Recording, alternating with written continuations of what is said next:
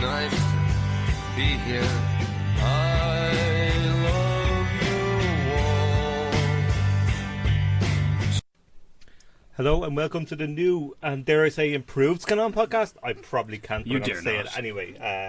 That'll be Yes. episode art. It's shinier. It's 20% more tiring, but you know we'll do our best. With me this week are Luke. Ronan.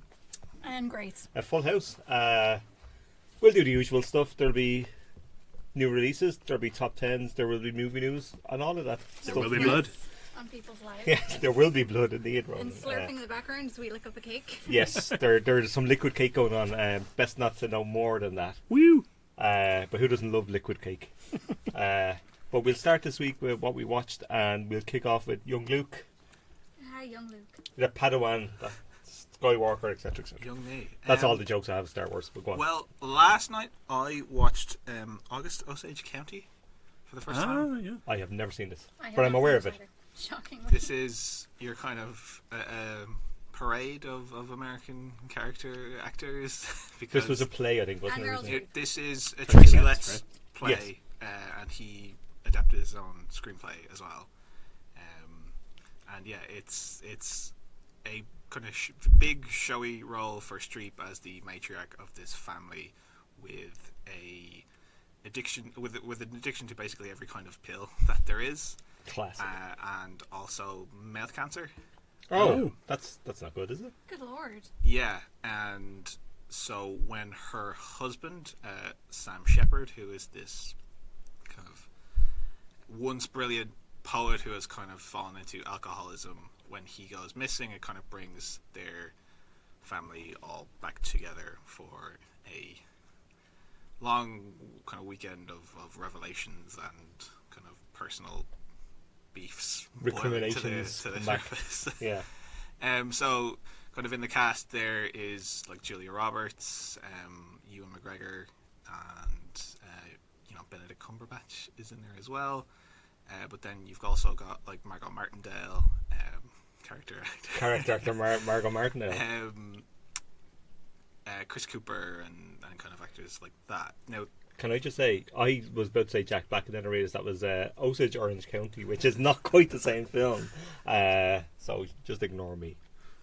but like it's kind of an interesting one because I'm always up for actors being given very outsized kind of characters and giving a lot of these hang-ups and kind of family dynamics and kind of basically being allowed to take them for a walk, and it is entertaining to watch.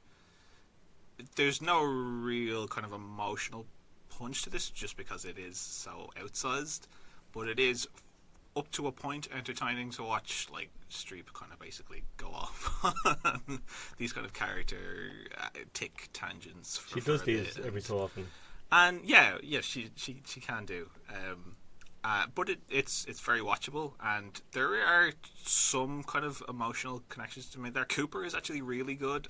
He's kind of the father of Benedict Cumberbatch's character, who's kind of serially bullied by his mother, Margot Martindale. Chris Cooper's been low-key great for probably a couple of decades. Forever. He is kind of the one bringing a real kind of grounded sensitivity to this, whereas everyone else is kind of trying to Be the Oscar. and kind of outdo each roles, other. yeah. Like Roberts is actually quite good in this. Her character is kind of very put upon, and she kind of does go toe to toe with Streep, even if when kind of Streep is kind of overdoing it a bit, she kind of holds her own quite well. It just it's about 2 hours long, and after about the first hour, I just found that it was laying it on very thick with that kind of middle America misery. Like once you start bringing more sickness and more incest, You're not my real dad. or Endless amounts of sickness. once like Dermot Mulroney starts creeping on Abigail Breslin, it just No! hits this point of That's it. Does an engagement ring get stuck in her finger at any point? no. He Damn. does a bit of the old blowback marijuana routine on her. And Oh. No. Dude. Like, once people are slapping each other and yelling at each other, it kind of just becomes a bit overwhelming, and it is not, as can happen with kind of movies based on places, not very dynamically shot. What? Stagey? Yeah. Yeah. It is a bit. You do get some good stuff in there. There is a fabulous kind of bit of melodrama near the end where Julianne Nicholson, I think is the actress's name. She's kind of trying to talk to Meryl Streep about this big revelation. Julia Roberts doesn't want her to reveal it. She's talking about eat your catfish. Kind of swearing, eat your fucking catfish at her mother. And yeah, her and kind of Streep kind of go off the rails in a very entertaining way. Mulroney's kind of gross character is very entertaining in how over the top he is in his kind of red sports car and contemporary pop music that he's playing constantly. So it was entertaining. It just kind of at the end got to be a little bit too much. It was kind of exhausting. Sounds it. But it was worth a watch. I also watched, and you'll be delighted to hear this, Days of Thunder. Tony Scott, Tony Scott season kicks We off should have again. a little theme for Tony, and then like just pause the dialogue for a minute, play the little Tony theme, and then continue. I'm totally with this. The little, Heaven's Gates or the little Top Gun dinner. It's the sound of White Snake. Like I'm happy with all these things. Well, Tom Cruise apparently personally asked the lead singer of White Snake to do the song at the end credits of this film, and that's the kind of energy that we're working with here. I haven't seen this in probably about 20 years. Oh, it's so awesome. Like, completely ridiculous. Yeah, but I do remember that. Under the mistake of believing that Tony Scott could make a bad movie. Oh no, of course not. Absolutely not. It was kind of impossible. Labelled back in the day as, oh, it's just Top Gun, but with NASCAR, and it's like, well, Like, that what's sounds wrong with that? Yeah. But it's the Tom Cruise template movie that he was working through in the 80s. Yes. This is kind of the end point of that, where he kind of had to evolve or die, really. He shows up in the first 5 minutes of this cruise, and he's never driven one of these cars before. He shows up on a motorcycle, takes off his sunglasses, like, yeah, give it a whirl. And he's like the fastest car driver ever. You know, him and Robert Duvall, it's the older mentor that he's at loggerheads with, but it's all so unapologetically over the top masculine. Like, it's... But it's Brooke Grimer Simpson, right? Yes. Which is the kind of the template for this kind of stuff back in the day. And they were loggerheads all the way through Yeah. this. But Simpson's an asshole and a drug addict and all sorts of kind of self-sabotaging and Written stuff by going. Robert Town as well. Yeah, well, indeed, yeah. Like, yeah. there are a lot of I see you egos got a going on massive behind the paycheck screen there, like. here. Also, Cruise has a story credit, and it shows. As I say, I he shows bet up it on does. the motorcycle. Yeah. You've got Nicole Kidman throwing herself at him because he's just so dashingly manly. But He in is. fairness, she did actually marry him. Maybe For she money. saw it. Thankfully got out of that, though. Also, I love his character name. It's Cole Trickle. Yes, a very 80s action It's a hero great name. name. As in Treacle. As in treacle. Yeah, Jeez. but he says it quicker. And it's Cole, as in Cole. It's Cole's trickle, I prefer. It's a remarkable thing. But he does sell the shit out of it. I haven't seen it in a long time, but I do remember him kind of... Cruise's kind of sheer commitment to these things does get you over a certain amount of hours. This is very much Cruise's shit, and Yeah. it shows. Like, his enthusiasm really shines through. There are scenes like he's going toe to toe with Michael Rooker as his kind of rival driver, and I like Michael Rooker. Young Michael Rooker as well. there was a scene after the two of them get in a crash. They're kind of in a hospital going down the hallway in wheelchairs. Still yelling at you. So it's a Born the It's 4th like, of July, but he's telling his Daytona. orderly to kind of speed it up because he doesn't want to be next to this asshole, and it turns into a wheelchair race. I was howling. Oh man, I have to rewatch it. It's been an age, and I love a Tony film. It's his kind of frenetic, very choppy style, but Yeah, it's yeah. the perfect, outlet for that. It suits the medium Yeah, that they're yeah. going for with this kind of racing. And there are 6 editors on it, and somehow it works. It's a remarkable. There's an incredible scene also where he and Rooker work out their differences by smashing up cars, which is cutting back and forth really quickly between this like dinner with the sports officials that they're kind of standing up, and it shouldn't work at all, the comedic timing, the way that they're cutting constantly, but instead it's just amazing. God bless Tony. A blindingly stupid film, but such a watchable one. I really loved it. I can hear like Chariots of Fire music in my head. And Wow. the music is really good as well. It's Zimmer, kind of early Zimmer, but it's Taffin is early Zimmer, but yeah, I'll take the point. I'm not even super kidding. 80s, you know, everything. Like it's a time capsule in the most perfect way. In that, like, you know, I want to go back there. I'm immediately rewatching this because this sounds amazing. I remember most of it, but except I remember kind of maybe throwing my eyes up to heaven a little more than I probably would now. You could easily do that. Like, it's even if it's Robert Town, I think all the arguing behind the scenes led him to be very rushed and no doubt, no doubt. on the screenplay. Also, he got paid a lovely 7-figure check on No Doubt for this. Like. Yeah, I mean, Kidman as the Doctor is the kind of Doctor that's being asked to speak English a Yeah. lot. Yeah. But it is cheesy, but just at that right But Scott level knew how to pitch that. of Like, not too fair, Yeah. because you know Scott He's a knows pro, what like. he's doing. Yeah. You know, Not unlike Top Gun. it's Top Gun on wheels. I'm watching. I'm so I excited. am I'm going to watch watching. this. We're I'm on gonna add it. this to my library list. There you go. That's me. That's me all done. Grace, what do you got? Okay. Ooh. I'm going to talk about Power Rangers. Oh wow. Okay. I wanted to do that the last time I was supposed to be on. I couldn't be on. Yeah, I watched the newer Power Rangers movie, the reboot from 2017, and it is surprisingly decent. It is. This is on my watch list because I think Darren was a big fan, and now Luke's a fan, and now you're a fan. It's like, my Yes. God, I feel like compelled now. Well, it was a lot better than I expected it to be. And to give the movie full credit, it spends a solid 30 to 40 minutes at the very beginning setting up all of its characters and giving them pretty reasonably grounded arcs and personalities, and also introducing a lot of very recognizable, maybe not trauma is the wrong word, but just struggles that perhaps teenagers would have. So you have one of them who's well, the more cliched one, I guess, is the star athlete who doesn't really know how not to be the star athlete, like what his I've had that. identity is outside I of have that not and had so that. on. But then you also have one of the characters whose mother is really sick and he's kind of afraid to go home in case he comes home one day and she's just going to be dead, and it's pretty heavy. And then someone else who's struggling with their sexuality. And So it's aiming for stakes. yeah, and then another kid who's on the autism spectrum. So Okay.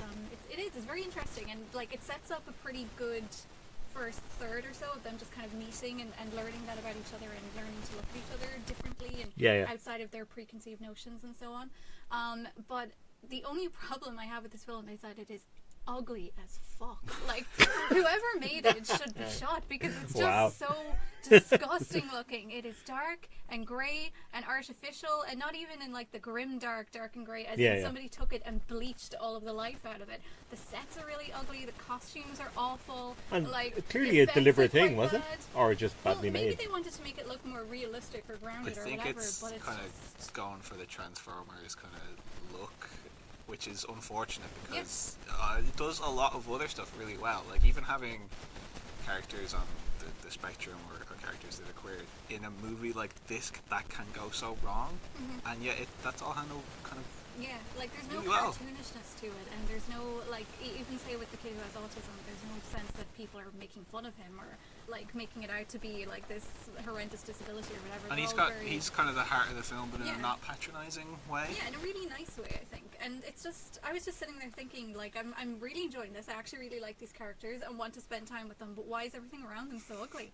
And then the villain is pretty one-note and terrible, but I mean, you could have overlooked that if it was at least filmed in something bright and beautiful, but sadly it is not. A ringing endorsement for Krispy Kreme as well. Also, because this is a film where the Power Rangers are literally color-coded, and you can barely see what color they're supposed to be. Which is the whole Yeah. Like, thing if of you their don't bit have- is the colour-coded thing, isn't it, right? And I'm kind of sad. I read recently that they're apparently going to do another reboot with a bunch of new actors and characters, and I was like, they even had this perfect little post-credit, mid-credit, whatever you want to call it, sting, where they were going to introduce Tommy, and I was like, lads, hello!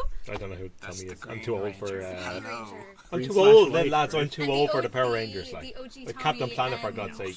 The OG Tommy and Kimberly had a little cameo at the end.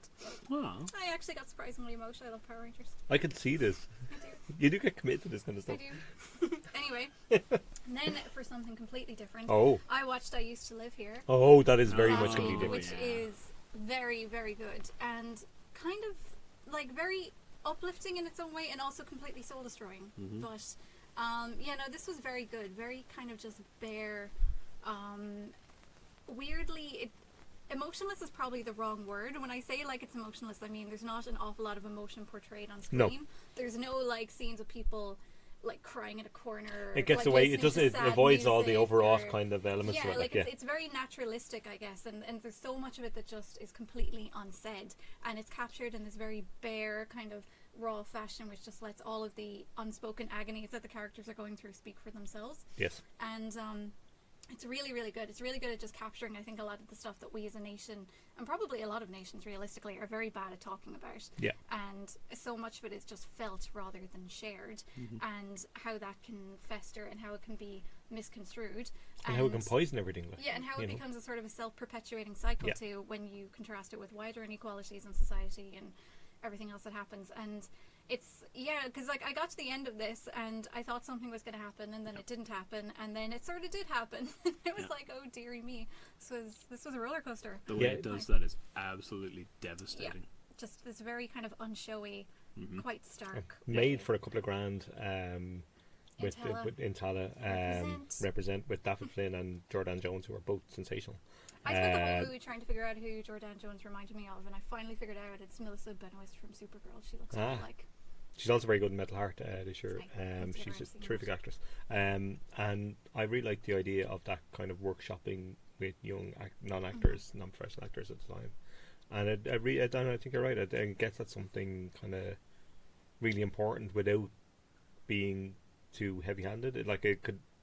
A lot of films fall into that heavy-handed trap and the overwrought kind of elements that could easily really exaggerated interpersonal relations. I think I find, but with this, it's like very spare. A few kind of throwaway sentences, and it tells you everything. Yeah, exactly that. And less is more is a thing, a lesson a lot of filmmakers need to learn. In my opinion. But I completely agree. So that was excellent, and I fully recommend that. And then I'm probably running slow on time here, but I will say I finally started my Scorsese season. Woohoo! Sorry, I'm very happy with this. I'm very, very happy with the this. music sting you need. Yes. No, I'll get on this. Give me shelter. Yeah, always give me shelter. Okay, so the first two I watched were After Hours and The Aviator, both kindly provided by Jay. Yes. Jay, you're very welcome. Scorsese stan. So, I think I liked After Hours. I liked them both, but I liked After Hours probably a bit more because it was a lot shorter. Well, that does help. And also, it was very funny. Like, I don't know, I read it was a black comedy, but I don't know, when I think of Martin Scorsese, I don't think of comedy. Maybe that's a misconception. A little bit. He's funny in a black kind of way a lot of the time. Yeah, indeed, yeah. But there's a lot of that, like, there is a lot of that in Scorsese films. Like, there's this kind of weird kind of tension to his comedy, I think. Yeah, and I think when he develops that well, it's amazing. Like, After Hours and King Comedy, it's no coincidence that they're my favourites. They have that same quite close together as well. They're very similar tone, and they're both 80s. After Hours is magnificent. Oh my god, it's so good. And it's just so stylish as well. Like, my sister and I know you're not going to appreciate this, Jake, but my sister and I like to make jokes about Michael Mann and then play like Taylor Swift style in the background.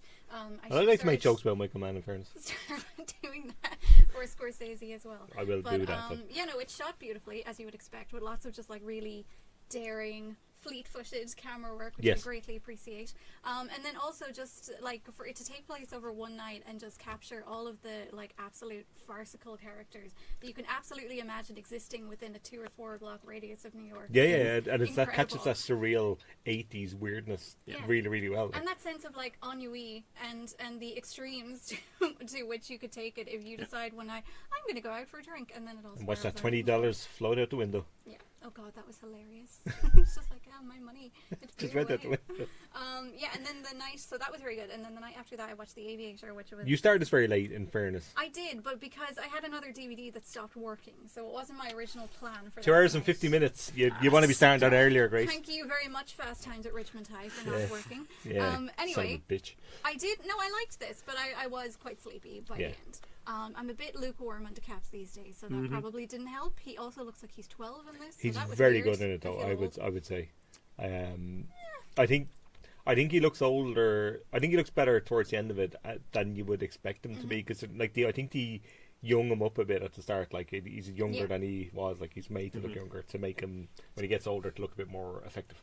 I guess if you want. It's kind of the right place at the wrong time. If you cast DiCaprio as Howard Hughes now, he's only become more Hughes. Like, well, that's probably fair.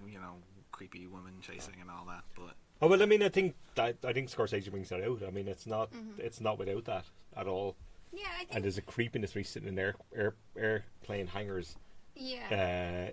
interviewing and inverted commas women for roles, and like, you know, without being explicit. Scorsese generally avoids the explicitness, but it's very clear what's going on there. Like, yeah, no, it's interesting as a character study because I feel like it doesn't really take, at least to my mind, it doesn't take much of a position on him. It's very much like, if it's possible to do like a documentary version of a fictionalized story, that's what it felt like. You're just kind of looking at him, but not really scrubbing the surface very much. I think Scorsese, which may have been a deliberate stylistic yeah, probably. choice. I think Scorsese admired him in the technical area, filmmaking kind of space. Yeah, like the gaze in it, I think, is slightly distant and like whatever about towards him for the era that it's set in, and all of the very glamorous figures and the style and everything else, that's really gorgeously shot with a lot of reverence for that, and the way it's realized too, with, as you were saying to me, original, what was it? Yeah, 2-strip Technicolor from the 30s. Yeah, it looks really fantastic and the colors really pop, and that's lovely, and it's just like, as a recreation of that era, I think it's very loving, and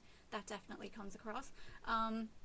I'm not sure how I feel about it overall. I think I would probably have to rewatch it just because there was an awful lot to take in. I think it's gorgeously made, but I think the issue, I don't think you can make a Howard Hughes film without being excessive, by definition. But I think you can make a Howard Hughes film if you get at the creepy weirdness of a Howard Hughes, and Scorsese deliberately keeps it to a kind of 1929 to 1940 something bandwidth for a very specific reason. One, because the creepy later stuff is just too weird, and two, if you get into the whole womanizing creepiness of them, which it is, like, I mean, it's there, it's suggested, but you won't get the budget to make that because it's you have to approach it in an oblique angle because you won't get the money to make it because nobody wants to make the Howard Hughes film. They want the Hollywood pioneer. Hollywood wants the Howard Hughes, like.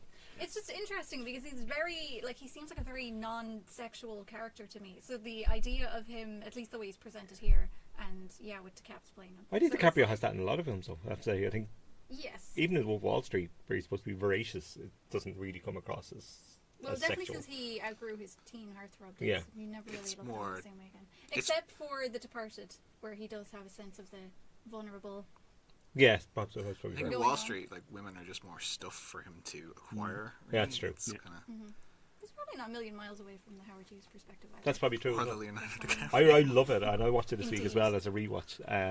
But I started at a much more sensible hour. Fine. Next time I'll put it on at 2 o'clock in the afternoon.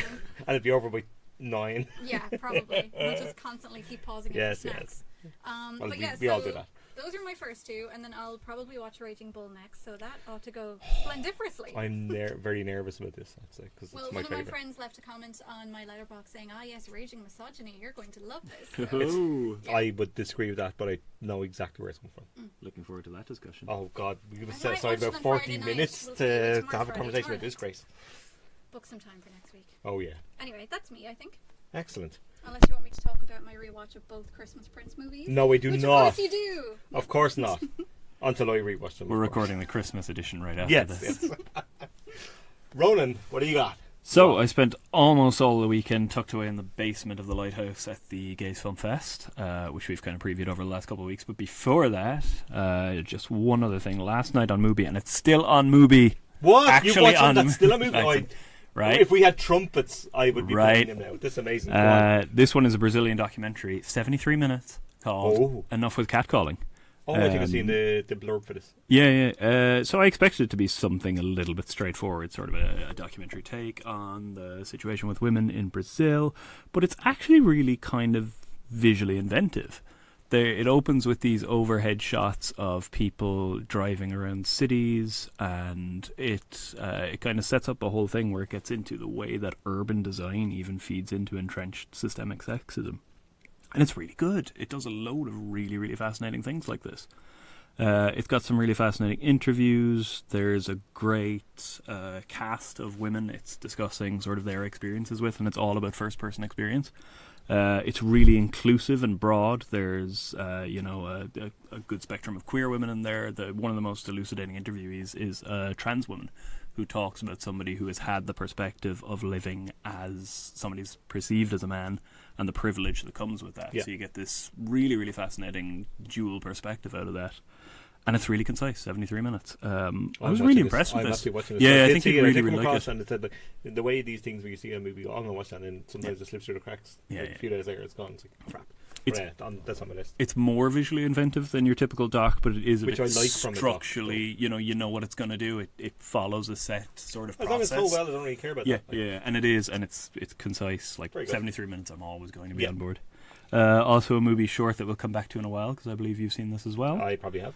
And then Gaze just for the rest of the week. So what I was most excited about at Gaze this year, we've flagged it over the last couple of weeks, it was really, really great programming from the perspective of retrospectives. There was a 100th anniversary screening in there at the IFI of Different from the Others, which is a Weimar Republic film about a gay violinist who is bribed by a very evil man who's going to tell everybody that he's been, messing around with his student. The Nazis did their best to destroy this, so it's been cut to ribbons. Yeah. Not the Nazis. I know, right? They're such reasonable people. Let's get them on to talk so we can get both sides of this debate, for fuck's sake. Anyway, go on, Ron. It's not fair that we've been punching down on them. Sorry, Nazis. We'll get you on next week to give your side of the story. Not. So they made their best efforts to destroy it. One print survived, and as a result, there's not the entire film left at all. There's about 50 minutes of it left, and they're like hefty I imagine chunks. It's fascinating. Yeah, there are hefty chunks remaining where they have to do intertitles, explaining entire plot sections. So, as an experience in that sense, it doesn't work entirely because you're having everything kind of you're being hit over the head with it. But the footage that remains is really, really fascinating in that old silent German expressionist style, and it's just incredibly progressive to think 100 years ago they were doing a film that has actually a very similar plot to Victim, the Dirk Bogarde film from. Was that 68, I think? So about almost 50 years later, a film would do the same thing and seem, progressive. seem absolutely progressive. I'd be interested to know the Holy Grail is to hopefully find another copy somewhere along the way. Which I imagine it's on the list of those kind of lost films. Absolutely, it would be great to see it. It doesn't seem like even a full version of it would be an especially great film from an aesthetic. But I think it's a landmark thing, though. I think it's really interesting. Yeah, absolutely.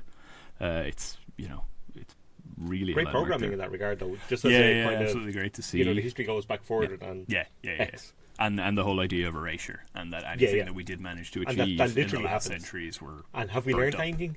No. There was also a Barbara Hammer program. She died earlier this year. One of the great lesbian filmmaker pioneers. I'd only seen Dyke Tactics. Her kind of. Sorry, that's a great title. It's fantastic. Sorry, that's fantastic. Her great breakthrough that's kind of held up. I saw it a couple of years back, and it kind of went over my head a little bit. Yeah. It's doing a lot of fascinating things with the male gaze, just entirely refuting that, claiming a new cinema for women and lesbians especially.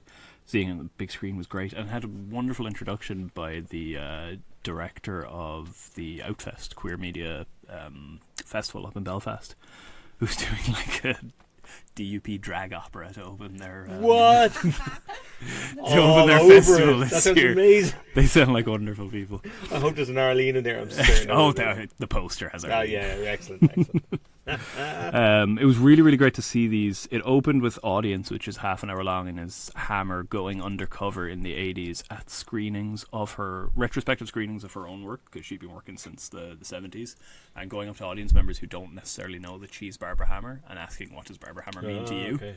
It's really playful and funny, and I think it's regularly played at the start of retrospective programs like these, because it does this weird meta thing where it's like, what are you expecting out of this program? Yeah, it's an introduction. An introduction, and it teases films because people are talking about the films that they really like. It really, quite clever in that regard. In terms of programming, putting this at the start of the program was fascinating, and then you got kind of a walk through the decades.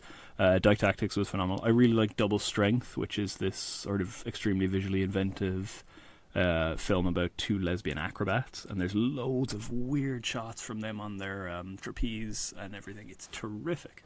Really, really unusual filming style. Super Dyke is in there, which is really good fun as well. Really good for titles, fantastic. Yeah.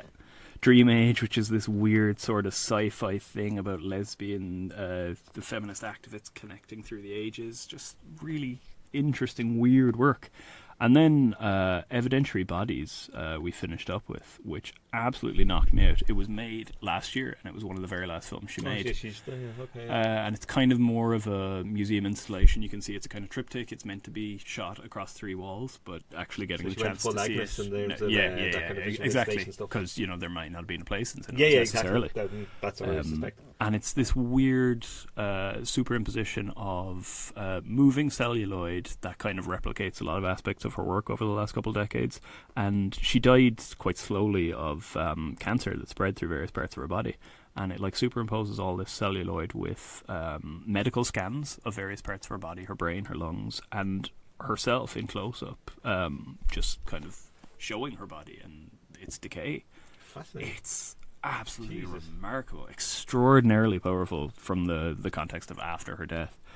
Really knocked me out. That was my favourite of the programme by far. It wasn't her last film. She made a few after, but it very much feels like somebody... I believe she was quite sick at the time she made it and then kind of unexpectedly recovered for a while.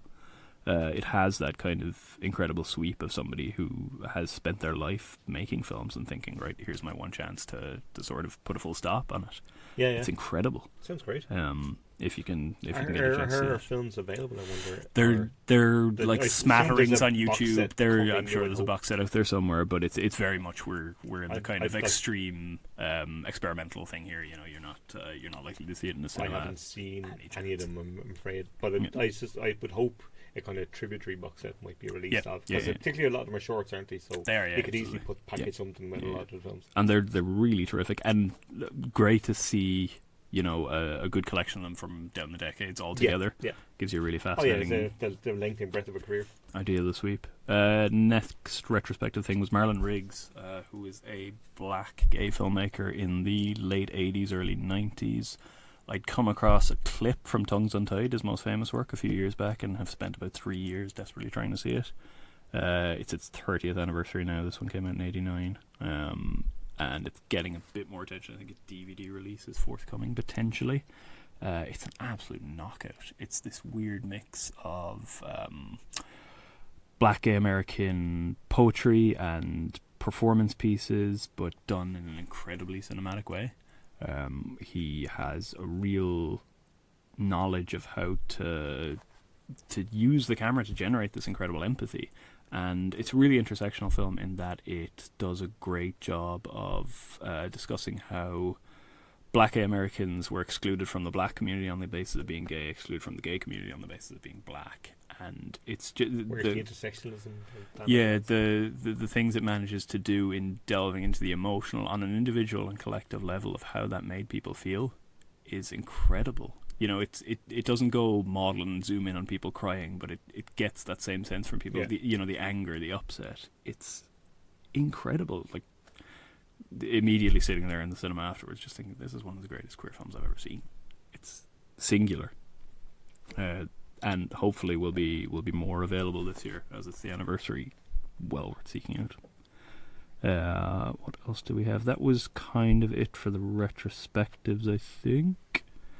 We also had a couple of upcoming new releases. There's Mapplethorpe, the biography of the sort of transgressive photographer, came to fame in New York in the 80s, played by, what's his face, Doctor Who, Matt Smith. Okay. I was worried about this going in, because Mapplethorpe is a very, very, very, very much transgressive artist whose work is kind of being... reconsidered at the moment. He shot a lot of naked black men, and he was a white man. There's a lot of interesting questions of gays and appropriation. Yeah, kind of cultural colonialism. The film kind of deals with that a little. It gestures toward it, but I was impressed with how it doesn't hold back. It shows you a lot of nudity, a lot. There's lots of shots from Mapplethorpe's own filmography, or his own catalogue. It was made in conjunction with the Mapplethorpe Foundation, so they've got access to a lot of stuff. It is admirably kind of out there and has no problem delving into all that stuff, but it doesn't do a huge amount with it. At the same time as it does that sort of transgressive approach, it also is completely beholden to your typical biopic beats.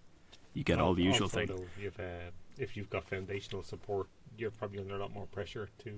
Well, I will say that for it, that it has no problem whatsoever making out that, you know what, he was kind of terrible in many ways. At one point, his brother criticizes it. Well, not criticizes him, reprimands him because he's going out when he knows full well that he has HIV, or almost certainly does, and he's going out cruising. Yeah. So it has absolutely no problem calling him out in this, which I respect very much. Yeah.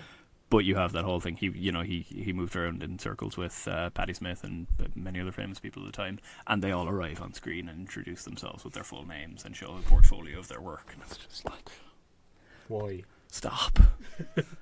You have so much potential here. Kind of a wasted opportunity. Not great. So those were my highlights. There were a couple of other ones. The winner of the Teddy Award for the Best Queer Film at Berlin this year was Brief Story from the Green Planet, which is, again, about 75 minutes long.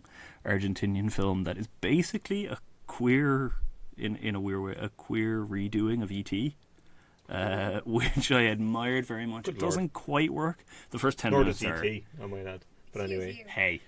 Show yourself. Hey. I went there. Anyway. The first 10 minutes are really tantalizing, just beautiful cinematography and this incredible score, really, evocative air. You think, what's going on here? And it can't quite sustain even 75 minutes. The effects are very low rent, and they're meant to be, but it kind of runs out of steam. I admired a lot of it, of what it was doing, but it doesn't quite get there. So yeah, I think the thing ultimately, and there was also the Irish shorts, which I didn't see, but I've mentioned previously, they are all very, very good. So it was very much a festival where I think the retrospective stuff were the real standouts. I also saw a few, and I think Luke's seen one, or two. But I've just briefly, Macon Montgomery Clift, which is the documentary directed by his nephew and a woman documentarian who I can't remember the name of, Helen something or other. And it's not bad. The structure is very much standard doc in terms of trying to get to the real person, that kind of thing.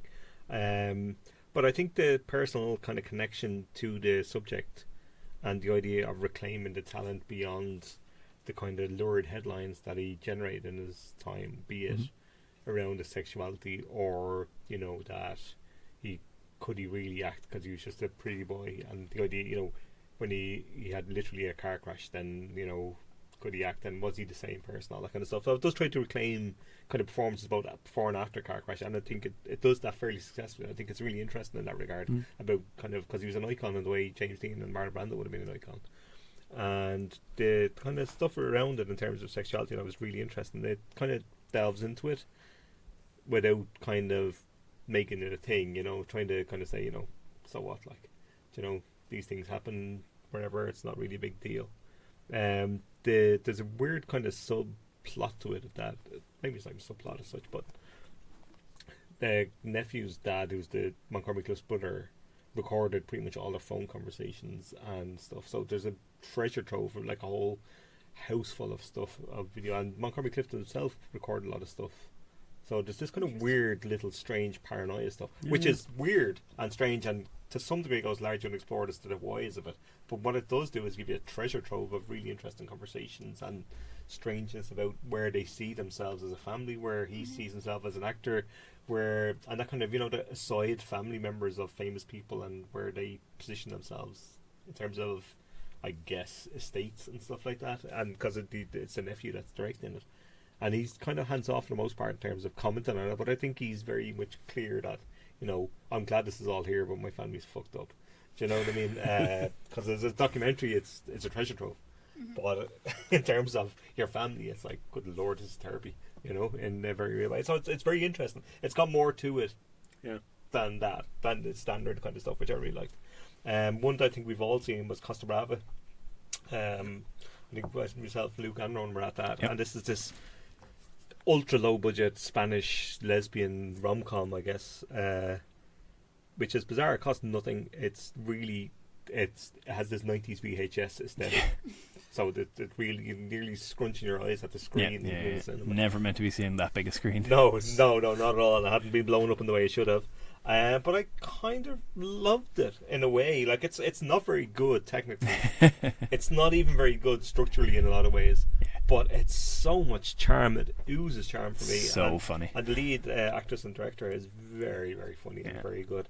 And there's that kind of sense of somebody's raw talent on display that, you know, give me a few quid, I'll give you something really good and polished or whatever. But I suspect that hasn't happened. I think she's made a couple of films since, but nothing in 20 years. I think the intro said like she's now a chemistry teacher in Spain somewhere, which is like all women filmmakers get fucked over. But they're such a life. It was a shame, yeah, because it's very much cobbled together. Like, it's on 35mm. It was shot in 14 days, I think that they said. And yeah, you kind of definitely see that they are shooting in bits and pieces on location where they can. But a lot of coverage as well, like of same shots you've seen, just to kind of fill in cracks and stuff like that. Yeah. But I did kind of feel that there was a lot of using what they had to kind of make very deliberate artistic choices. That repetition of images and of, you know, recorded audio. You understand that that's there because of constraints, but it does kind of, through repetition, very much develop Barcelona as a place and the characters' kind of connection to that, and their kind of what particular conversations or snippets of conversations they find meaningful and revisit in their memory, which was quite interesting. And it kind of has a very kind of good way of using things like photographs or, you know, phone lines. A couple of times uses conversations that are over the phone, and it focuses on their the phone box kind of thing. Switches from one to the other. And using these things that are putting people at a physical distance, but to suggest the kind of emotional closeness between them. Very charming. I really enjoyed it too. And other things, I think we can mention a Jan Gonzalez double bill in some ways. Yes. I saw Knife and Heart pre Gaze, unfortunately. I saw it on Movie, and then watched Islands, which is his previous short. One of them is really great, one of them is not.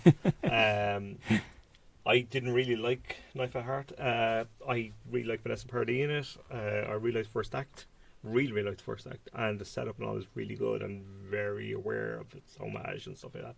But I felt it just flattened out and bottomed out spectacularly in the second act, and never quite recovered. Even though there's some really interesting stuff throughout, here and there, and the influences around are very interestingly shown. And I just and extremely chaste as a film. And I've said this to Ronan, we had discussions about it. Like, there's not a swinging dick in sight for a film set in a gay porn set and an adult kind of horror kind of homage. Everyone's wearing clothes?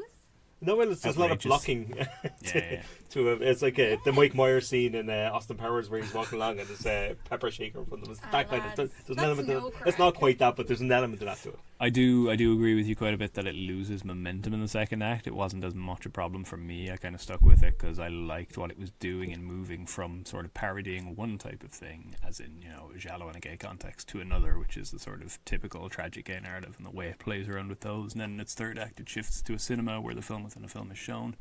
And for me, I enjoyed what it was doing in sort of clashing those things and thinking about, you know, what happens if those are the only two ways you've seen yourself? Those are the poles of representation you've had, that, you know, you only get to see a sort of a really grim, tragic drama where everybody gets burned in a barn, or you get to see a sort of campy porn movie where nothing, you know, there's no actual passion, no, you know, sex is a joke rather than something pleasurable.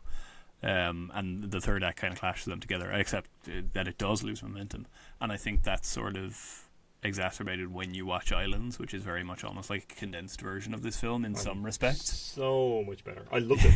Islands, speaking of swinging dicks, there's so many dicks in this film. And I think it's highly likely, like Islands is... The first scene is an incredible threesome, is the only way to describe it. And gorgeously shot. Yeah, it's this kind of scene that it's like it's a woman and guy together in bed and they're kind of getting on, and then this kind of initially looks like the murderer is coming in to kill them, and there's a knife in the bed and kind of feathers coming out and stuff like that, and he stops and then he whips it out, but his face is kind of this kind of disfigured kind of face, like burn victim type thing, and his downstairs parts are kind of slightly burnt as well. Yeah. So, but that doesn't stop the action. It does not stop the action, no sir. At all, in any way, shape, or form. And then it cuts away, and this is a play kind of thing for it kind of. It's a great reveal. Oh, so French. Of. Yeah, this would be a terrible play. That kind of thing. Like that's a terrible French accent. I apologize to all the French people that listen to us, all 5 of you. And then it goes into this kind of odd little kind of story. Weird sort of half dream, half memory thing about, is this a story connected to the people in the play? Is this the dream of the people watching the play? Really interesting on perspective and sort really of moving. fantasy. It's actually really sad and lovely. Yeah, it's got a bizarre tone. It's got a great score. The score is fantastic. phenomenal. And I think it's pre-existing music. I know One Tricks Point Never is one of the people on there. I don't think it's composed for the film. I found it really sensual, for all the kind of dick waving in it. There's plenty. But I think it's an interesting, Seeing Islands clarified a lot of Knife and Heart for me, because I think your criticism that there isn't any dick in that is very, very relevant and completely fair. But I wonder if it's... sitting there on the couch on my own. Yeah. I was sitting there on my couch and I was like, where's the dick? For the love of God. But I think it's that's our weekend. It's almost certainly a question of production that you can get away with doing that in a 20-minute French short in a feature-length thing these days, that you're doing with dicks for fuck's sake. But something that you're doing with Vanessa Paradis, and you're looking for funding, and you're trying to get relatively major French language players on board. The film's gone a bit bigger than your average kind of disc, so to speak. Stop it, Grace. Sorry, you're just making me think of this line from Now and Then where she's like, a garden needs a big hose to water it, or a small hose, as long as it works. That also reminds me after I have Now and Then on my rewatch list for months. Yes, I must. Oh God, I think that probably draws the line under that particular conversation. Luke, did you watch anything else? Yes, I did. I also caught a documentary at Gaze called Light in the Water, which is this kind of sports doc about the West Hollywood Aquatics team, who grew from kind of representing the local sports club at the Gay Games, which is the Olympics for the queer community. That we're not allowed to use the Olympic name because of a kind of injunction from the American Olympic Committee or whatever. Shocker.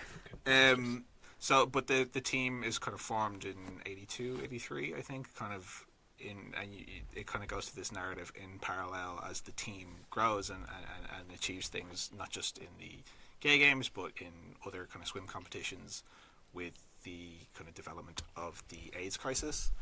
And it's about 73 minutes long. It's packing a lot of information in there, which is good in the sense that you're getting a lot of members of this team's stories, and that there is a good bit of variety of in there over the decades. You've got some really good stories in there of swimmers breaking world records and not even being aware of it. There's one particular guy, he hadn't been training at all for the games because he had been sick, and he just kind of is going to get back into it, and he breaks his world record and doesn't even know until his teammates kind of start jumping over. That's a wonderful moment. Yeah, there are lots of great stories in there. You are kind of in the early going, getting a lot of explanation of what these games are and setting up this club, and in footage and in photographs of the team, there's a lot of pointing out who's who, and it's it's worth it to establish the players in this doc, but you kind of are getting it so much, and you're kind of who are these people, if that makes sense.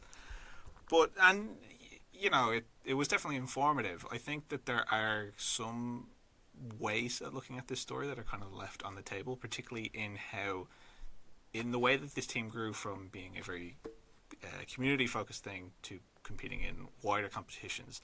That was a very conscious political statement, and then it's interesting how they achieve things within that, not deliberately, in terms of representing gay athletes and what they can achieve. They're making political statements, but not those statements, and that's interesting. And then as they develop even further, you've got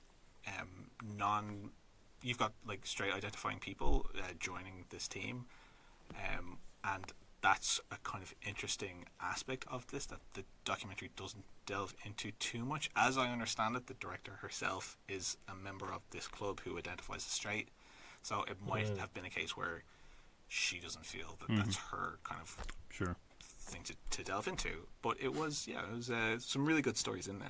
I kind of enjoyed it quite a bit. And it doesn't in any way overstay its welcome, which I think so many documentaries, like keeping this to 75 minutes, great idea. Cause for the style of this, you're kind of getting in and out in the exact amount of time that you need, I think. And there's Paul Dwan put his picture up the other day with the hat, make short films again. Or make films short again, whichever way you want to call it. Both of those work. Yeah, both of those work. So yeah, I'm with that. Okay, excellent. We move on to the movie news. If you're ready, prepare yourselves. I'm never ready. Okay. Big news. Are any of us ever ready? Big news today. Oh, big no. news. Are you ready? What was it? 4 Irish films have been added to Toronto International Film Festival, which is good. A bump along the way, I think, which is a Galway, which I didn't see, which I heard really good things about. Yeah, it seemed to get really good reviews. Calm with Horses, which is the Barry Keoghan new film. I think it's a film 4 film. Okay. Sea Fever, which is the Nessa Hardiman one.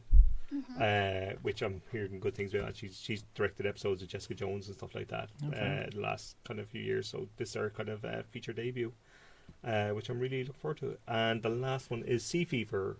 No, not Sea Fever. Sweetness in the Belly, which is a refugee drama starring Dakota Fanning.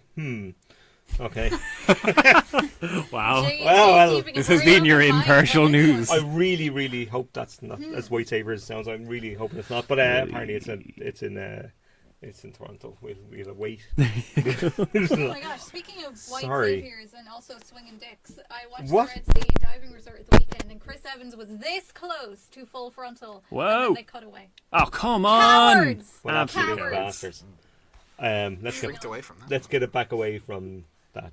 It's okay. Let's not. Very disappointed. Grace, it's okay. My ear. This adds to the few weeks ago announcement. There was 2 other films, Irish films at Toronto. Glenn Aborn's and Lisa Barros Ducey's Ordinary Love. They made the brilliant Good Vibrations. And oh yeah, that was good fun. And let me bollocks up a pronunciation here. Oh, God. Mal Gorzata's Samoska's Irish-Belgian co-production, The Other Lamb.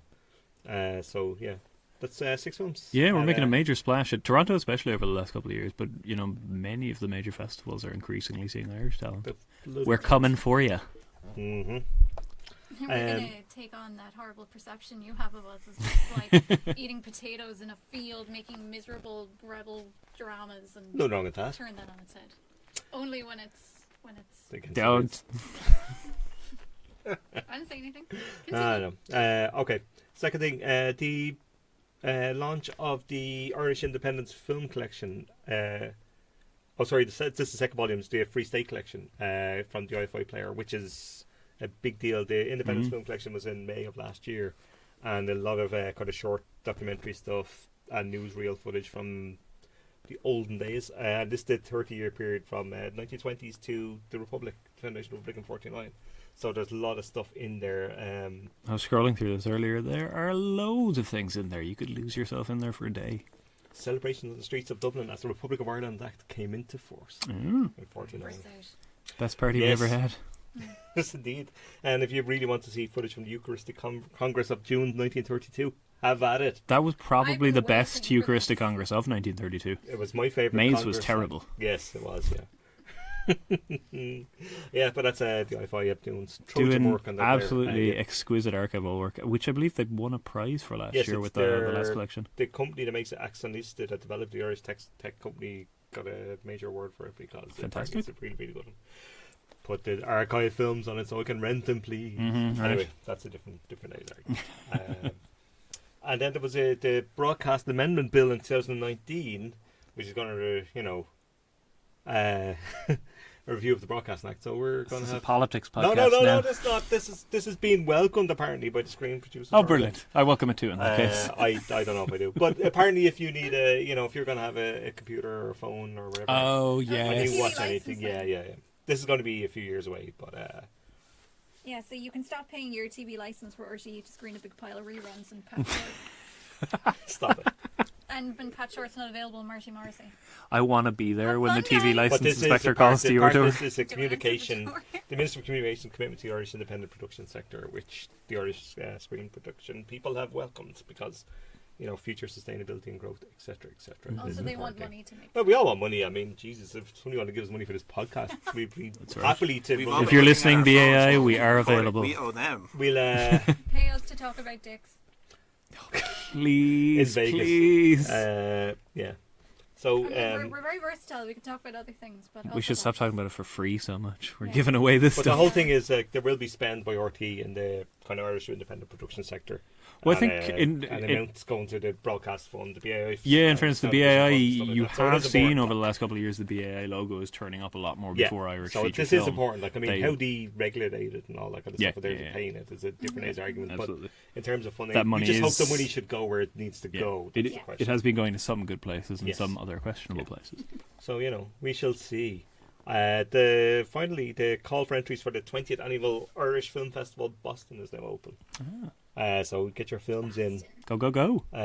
This will take place from March 19th to March 22nd in 2020 in Massachusetts, obviously. And this is the 20th year. So they've had over, I think, about 600 Irish films over the last 20 years in it. So, And if they're listening, we'll be very happy to go cover. Yes, if they want me to go to Boston on all expenses, city. an all expenses paid trip / junket, I am ready to go. That's fine. I have my suitcase packed. I already have all my restaurants picked out. Excellent, Grace. Well done. Great work.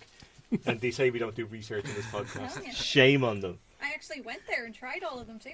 What a trooper. Trooper. Right. Are we ready for the top 10? No. Must we? I said, are we ready for the top 10? Can't you just replay like last week's? Well, funny you should say that, because it's not too different, but we'll do it anyway. Let's summon up some fake enthusiasm, people. Right. At 10, Horrible Histories. Brilliant. Jesus, not that much enthusiasm. Dial it down a little bit, Grace. Oh, excellent. Just yet another animated film that's made 3/4 of it. Yeah, we're all looking at Luke because he's our resident.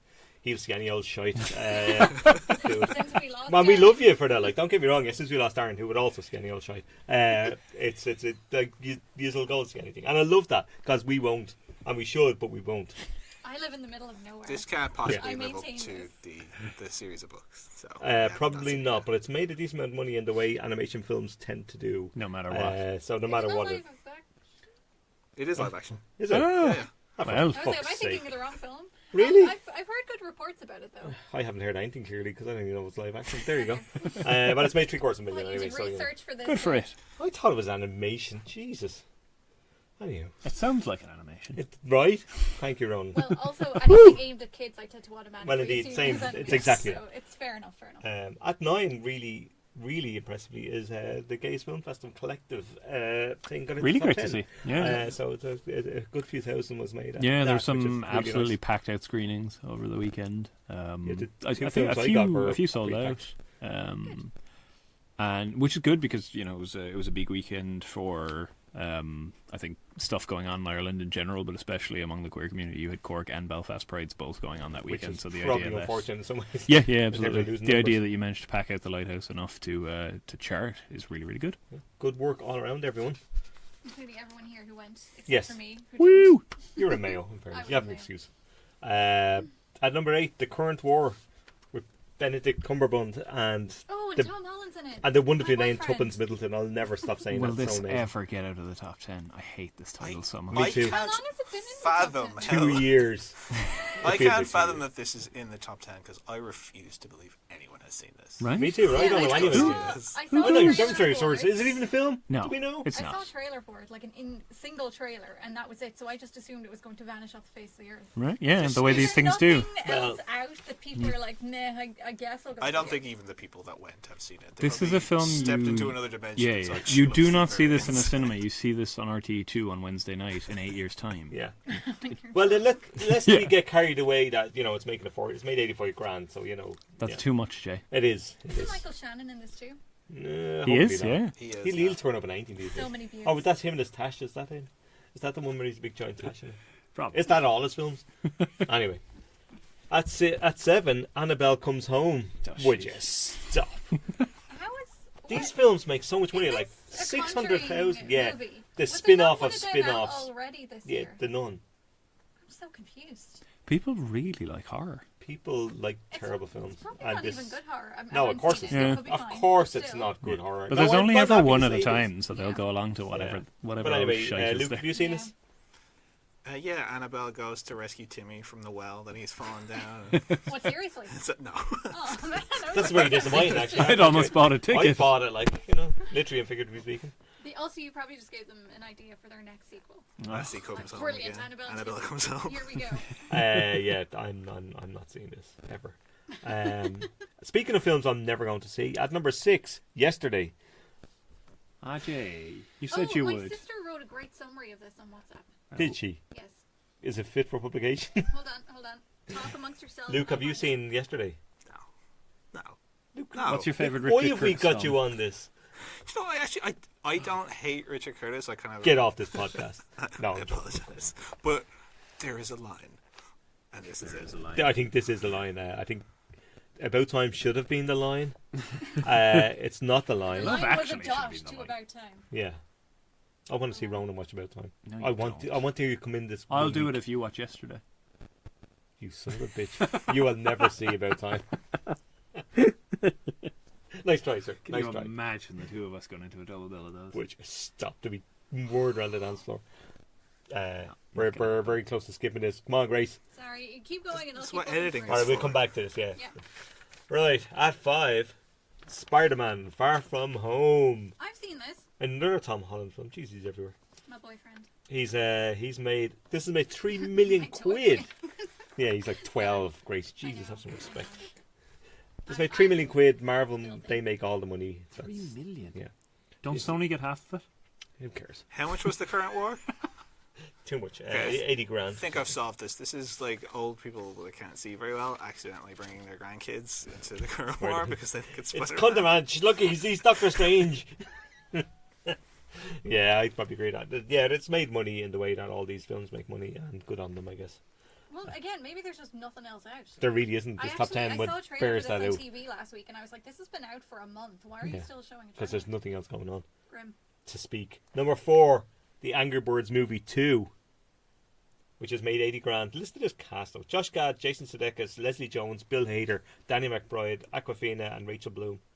That cast is far too good for that film. I know, right? Yeah, it is. It's busy.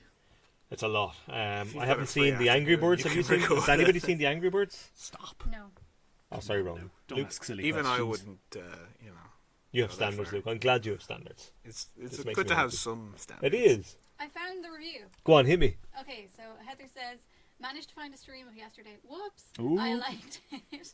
They made a great attempt of making Lily James look ugly, and they successfully failed. There's a weird part at the end involving John Lennon that I didn't like, Yeah. and I don't think Mum would like either. My I mum's a spoiled Beatles that. Fan. It was too long. Ed Sheeran wasn't in much of it, though. Kate McKinnon is in it, which is good. Coke, not Pepsi, doesn't exist in this universe. Heather prefers Pepsi to Coke. What? Cigarettes, Oasis, I'm with and her. Harry Potter also do not exist in this universe, but it's enjoyable, although very British. Tell Heather she's dead to me. She likes About Time, so Tell Heather You were she's dead to never me. gonna I do repeat. We have so She'll- much in common otherwise. she'll just rise up out of the ocean on the Titanic, which she also loves, and run you over. I don't mind Titanic. I Very don't ignore British that. is the kind of thing Curtis would want on the poster of one of his films. Yeah, he though. would, yeah. God damn it, what a son of a bitch. Oh, Anyway. no, wait, sorry, the Sting in the Tail. I was expecting a cameo, which would have been good, but I guess Paul and Ringo have better things to be doing. So, That's there very you true. are. That was Heather's review of Yesterday. Jesus. At 3, Toy Story 4. Ooh. How much is this made? 5.1 million. Come on. This is getting into towards top 10 territory in Ireland, I think. Of all time? Well, I don't know. Well, So aren't the the top 10s were like 6 point something million, aren't they? That's You know, true. like I don't think it'll get there, That's but it mental. won't be far off. That's a lot of money. I It's a suspect lot there's of money. probably another Toy Story in there already. Yeah, 'cause, 3 is definitely 3 yeah, made enormous money here. Does this sort of bridge a gap, though, between like older people, as in people our age, because we're ancient, who remember like the originals? Well, and I remember the you originals, so it is were that. the target audience. Yeah, but I've given up though. Pixar a little bit, I but I think don't though, I even think remember you're right Toy though. I think Story, so- this covers a lot of people because of Yeah. the length of time between first and third. I think that's It's kind of where you're 10 saying. years exactly between this and 3, which Wow, if really? Yeah. It's fuck it is. Isn't Is that a it? terrifying 10 thought? years? Yeah, yeah. Jeez, Toy I'm Story old. 3 was 10 years ago. which I'm just upset. it kind of demonstrates how this is an exercise in keeping the brand Of course it's alive yeah. for the generation that would be Disney's too got a young Disney to then. have seen the third one. Yeah, how grim that is. It's got Keanu Reeves in it. That was a little Still, action, though. We all action appreciate around. a bit of Keanu. Duke Kaboom, you know. Yeah. Not bad. It's just At 2, Fast and Furious, Hobbs and Shaw. Haven't seen it yet. Grace, Yet. you were our Fast and Furious stan. What the hell's I going know, on? but Like, this is a spin-off. You know, it doesn't have the oh, Fast excuse family me, in it, the standards per aren't se. being kept, are they? Yes, Like the all first 4 films are so great, like. Well, excuse you. You haven't even gotten to the best ones yet. Yes, because the 5th one in every series is always the best one. Yeah, it is in this series. Actually, it's not wet. 6, it's better than And in Rocky. but still. I had to see that face. Anyway, I will report back on this when I get around to seeing it. I can't wait. It's Luke? I have not seen this yet. I will go see it, and I've it no will be doubt you my will. first Fast and Furious movie ever. I've never seen a lick Wow. of any of them. But you should Don't watch the first 4. No, I kind of would watch rather them all, they're watch great. this one Watch them first all. and then Luke, see I'm- if I can make heads You or tails of people it. don't understand what you're missing. Apparently, I do. just watch You 5 watch and them go from all. there. Luke, can I just say this to you as a friend? And I mean this in the most way. Don't watch Tokyo Drift Ever. No. Ever. It's, Ever. I'm not saying it's the worst film ever made. But what if But it after might I be the see worst this, film ever the made. only way I can make sense of it is if I watch... Then it's not worth making Well, sense It's of. not. You're gonna Throw need yourself to off a see bridge, Tokyo it's Drift easier. for parts of 6 to make sense. I have a vague understanding of what So Stop. there. they're all about, which I might Stop, record one Grace. day There's some for red accuracy's punning. sake. Oh, these all hurt me. This all hurts. I will go to bed. Which one's Hobbs and which one's Shaw? I Nobody kind of feel cares. like that's as much as I need to know Hobbs going is in. The Rock, and Shaw is Jason Statham. Okay. He's not even the original Shaw. His brother, played by Luke Evans, who was the villain in Fast 6, was the original Shaw. The original and then, Shaw. then they brought in Jason Statham, the brother of his character, in a revenge plot, Oh. which Oh, ties into something in Tokyo Drift, which is why you need to watch it. Honestly, you'd never watch it. you're so uninformed. I watched it for The you. Shaw brothers. Just read the Wikipedia. See, it's an homage to It film does, history. yeah. It's Indeed, beautiful. yeah. It's not. Oh God. For At me, one, Tokyo Drift is shit, but necessary. I'm sorry. it's not necessary for anything, You could watch a including lot worse. dysentery. dare At you. 1, The Lion King. Speaking of unnecessary, Nah. 4.3 million. Digital uncanny valley. Blah blah blah. Give Disney all the money. My review is meh. Oh, I okay. haven't seen it. All right. Good enough. Keep it. You know, You couldn't pay me. this is a bad top 10, isn't it? Right? Everyone. Not a great top This 10. is Nothing terrible. out for It's Number 9 was good. Was it If though? Spider-Man is Gaze. Oh shit! Yeah. It was, yeah. Sorry. I Spider-Man's got pretty carried away. good, but it's Uh, been out for so long now. Yeah. Probably, feel- it will probably stay out until schools reopen, like a lot of that top 10. Until you know, until everything improves. Until You'll Adam's stay Family open or until whatever I say replaces so. it. Oh God. Anyway, let's get right to the horror of the top 10. The horrible history of the top 10. Wait, was that the entire top 10? Yes. Felt like longer, I didn't it? kept waiting for something decent. No. Let's see what the new releases have to say about What decent. will be troubling? Are the you Tuscan ready? this Is week? anything going to excite me? Yes. Oh, really? Yes. Oh, good. Why would I lie about that? Wow. Or would I? Would I lie from Winnie? Yes, I would lie from Is there a Winnie. re-release of Tokyo Drift? You'll have to wait and I'm see, gonna be Rona. the first one in line. Right. Let's kick it off. Go. A film both myself and Grace have seen not 24 hours ago. Animals. Animals. Sophie Hyde's director has directed Emma Jane Unsworth's novel, which has moved from Manchester setting to a Dublin setting, starring Holiday Granger, which is a magnificent name, Alia Shawkat, and 2 other nondescript blokes. That I'm not even 2 attempting other to. generic Irishmen. We watched this last night. I think I like this quite a bit Wait. more than Grace did. Is Pat Short not in this? And Pat Short's in it, Just to prove because he all has to be in your every Irish films. film. It's contractual obligation, which is fair. Yep. This story of 2 youngish, but not quite as young as they think they are, 30-ish year olds They're who minors. are still partying after a decade of partying as kind of good friends, who are get into that kind of classic film position of one wants to grow up and one doesn't quite want to grow up. Yeah. And you know, complications ensue when one of them meets a guy that she wants to kind of have a relationship with, and then there's various other characters kind of spun around that. I like this quite a bit actually, for a couple of reasons, and we'll get to Grace's call in a second, and I think she's a very valid point on it. The one thing I did like about it, and this film has a kind of long DNA in it, in the sense that With Nail and I has covered a similar kind of thing.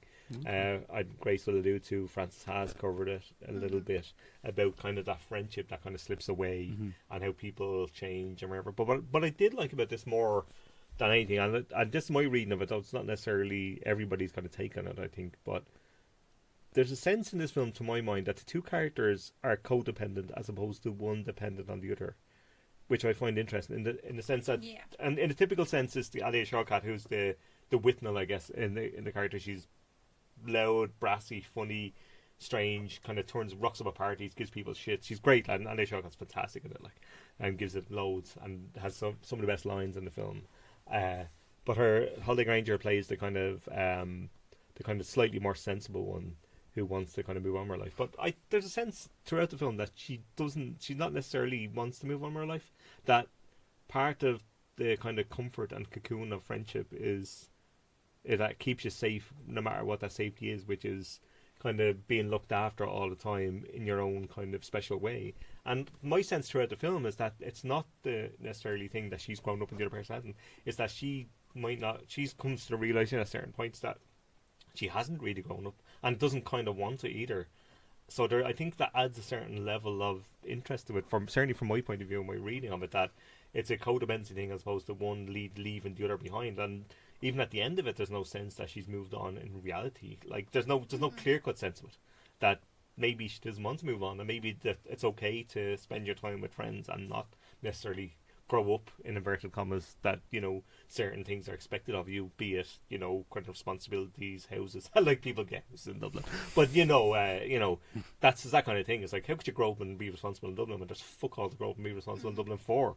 And I think, well, the novel might not hit upon that in the sense that it wasn't set in Dublin. I think the film is very clear about that. And the one other thing I'll say before I hand over to Grace is that it also makes you spectacularly, ridiculously aware of the creepiness of arts guys in Dublin City, and how weird and strange. You don't need to preface that with an arts, just guys. Yeah, but guys in general. But there's a particular art guys thing that are supposedly liberal, kind of woke dickheads, and they kind of creep around cities and bars, the workman's club type people. We all know the kind of. I find people like that actually worse than like I would agree. Actual right wing. At least you know where they stand. Because like they think that they're better than they are.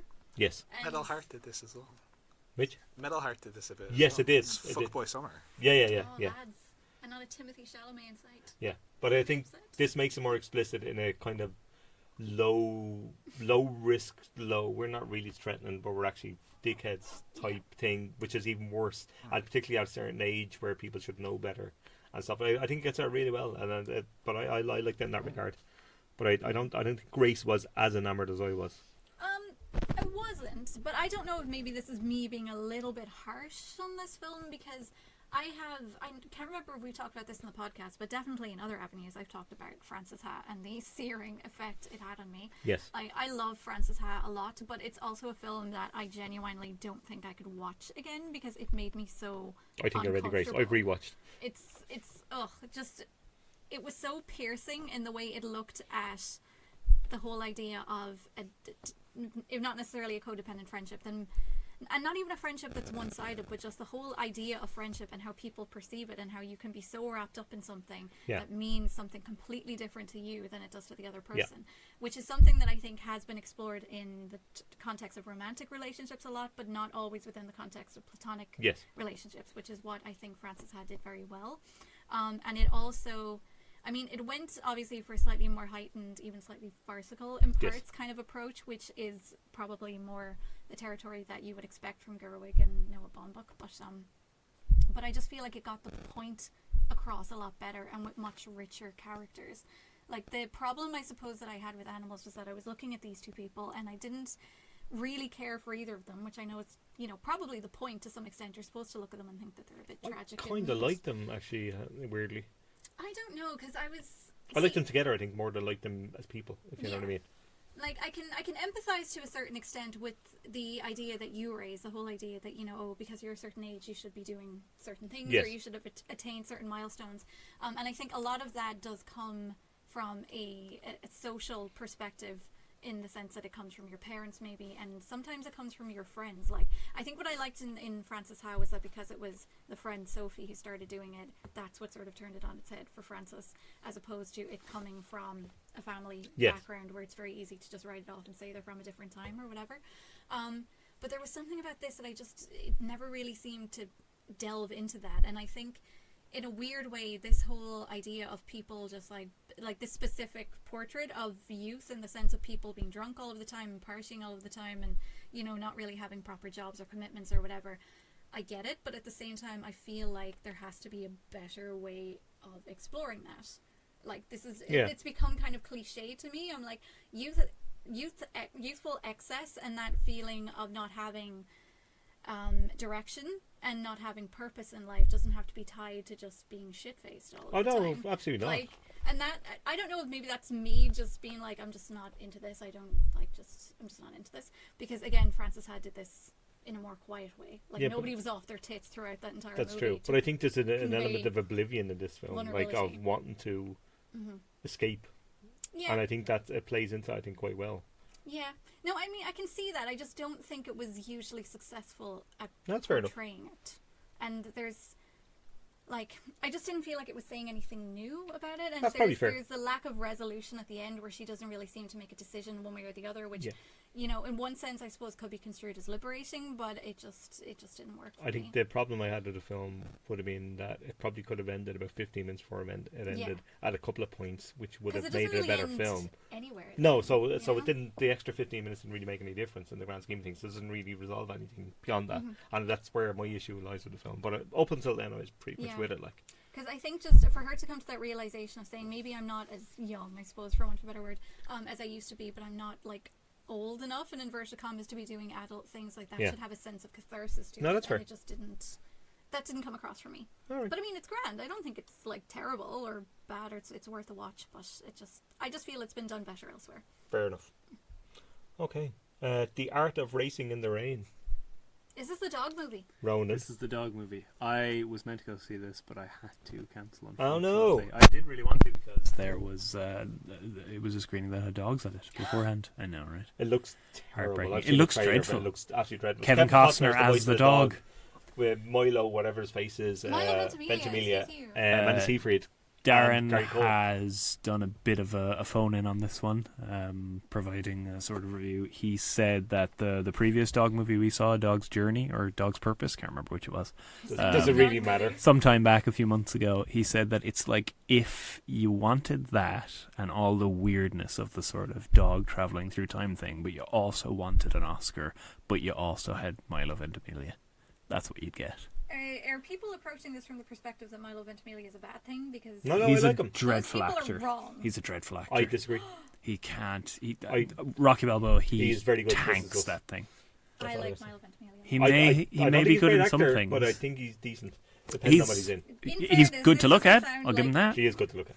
This doesn't sound like the type of film in which anyone's acting skills are going to very true. No, I think that's probably fair, actually. I don't think anybody's kind of losing sleep. It's got my beloved Lily James in there. Why is it called The Art of Racing in the Rain? What on earth does that Who mean? knows? This has nothing to do with It's one of those weird American titles that mean fuck all. You'll have to buy a ticket to find out. Luke, I expect a full review next week. I'm fascinated to know what is going on with these dog movies and their kind of vague Christian bent that they're all right. That's the thing, isn't it? There's a whole it's thing, an innocence, like kind of reincarnation-y thing that goes on. The Dog's Purpose one, like, literally had the dog frolicking through heaven, where he was reunited with all his beloveds. Yeah. It was bonkers. It's like retired Americans like dogs. Americans are weird. It's time to start making socialist feminist movies starring cats. Yes. Well, you've got cats coming out. Tom Hooper is not the man to guide us through this. No, he's not the man to do that. Socialist hero, and you're man of the people. Tom, let's do it. We need a socialist fable. I'm your man. Tom, you're not, but we're the only guy we could get. Let's move on. Blinded by the Light, which I didn't like to look at the trailer. Apparently, Niall is a huge fan. This is Bruce Springsteen. We're in the Chatters movie. Getting quite good reviews. Yes, it is. Set in the kind of the Thatcher's Britain, spit in the floor. About a young Pakistani teenager, I think, who discovers Bruce Springsteen and discovered his own voice in it and his family and stuff. The trailer looks very generic, but the word is better than the trailer would suggest. Niall is a huge fan. He's all Galway. But nobody's seen it here. No, fair enough. I really want to see it. I think I'll probably see it as well, based on people's word of mouth rather than it's trailer. Giving me kind of a Sing Street vibe. So God, no. I was not a Sing Street fan. It was okay. Gaza. I missed this. This was both at Dublin and at Galway, I think.